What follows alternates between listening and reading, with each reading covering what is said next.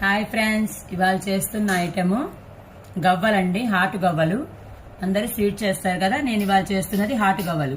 KG మైదా పిండి అండి, ఇది పావు కేజీ బొంబాయి రవ్వ అండి. రెండు కలిపి ఇలా ఉంచాలండి, జల్లించుకుని. ఒక టీ స్పూను జీలకర్ర జస్ట్ ఇట్లా ఊరికే ఇట్లా నలిచినట్టుగా చేసి వెయ్యాలండి.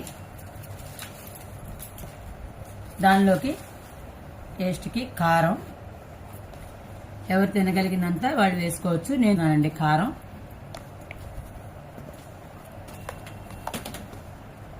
సాల్ట్ తగినంత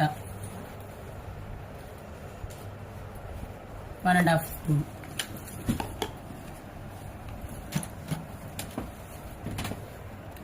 మొత్తం అన్నీ కలిపి ఇలా మొత్తం అంతా ముందర ఇలా కలుపుకోవాలండి. ఇది కొంచెం పొడిపిండి, కొంచెం రుచి చూసుకుని ఉప్పు చాలకపోతే మళ్ళీ ఇంకొక రవ్వ కలిపేసుకోవాలండి. మళ్ళీ కలపటం అయిపోయాక కలిపితే మళ్ళీ కలవదు, అక్కడక్కడ కొంచెం ఉండలుండలుగా కనబడుతుంది. అప్పుడు ఇలా కలుపుకున్నాం కదండి.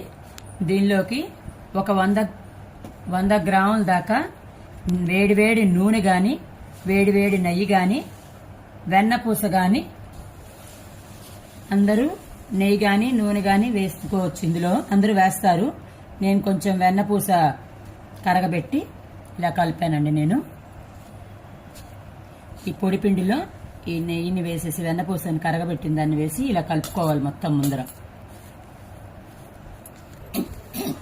చూసారు కదండి, ఇలా కలుపుకోవాలి. చూసారు కదా, ముద్దకు వచ్చింది. ఇలా వచ్చినాక దీనిలో కొంచెంగా వాటర్ పోసుకుని, ఫుల్గా ఒకసారిగా పోయకూడదండి, కొంచెం పోసుకుని కలుపుకోవాలి.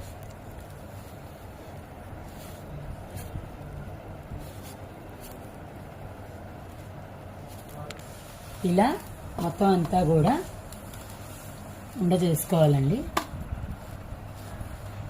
చూసారు కదా, చక్కగా కలిసింది.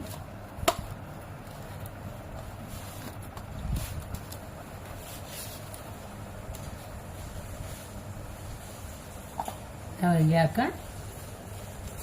ఇవాళ గవ్వల పీట ఉంటుంది కదండి, గవ్వల పీట మీద ఇలా పెట్టుకుని ఇలా అంటానండి.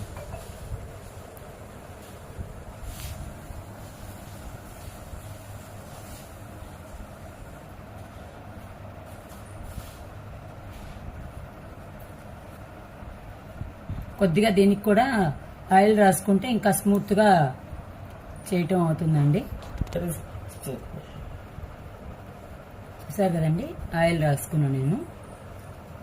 స్మూత్గా ఇది అవుతుందండి. ఇట్లా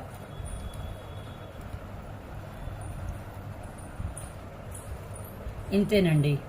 ఇప్పుడు బాండీలో ఆయిల్ పోసుకుని ఇవి అటు డీప్ ఫ్రై కాకుండా ఇటు లో ఫ్లేమ్లో పెట్టుకుని జాగ్రత్తగా గోల్డెన్ బ్రౌన్ కలర్ వచ్చిన వెంటనే తీసేయటమేనండి.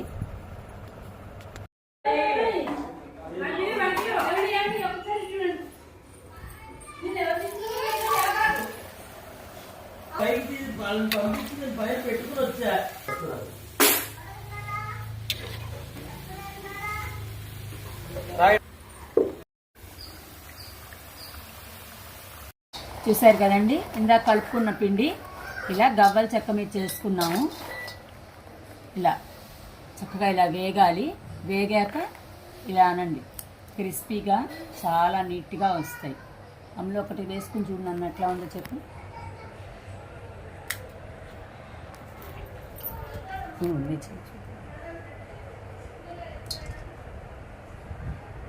ఎలా ఉన్నాయి అమ్ములు?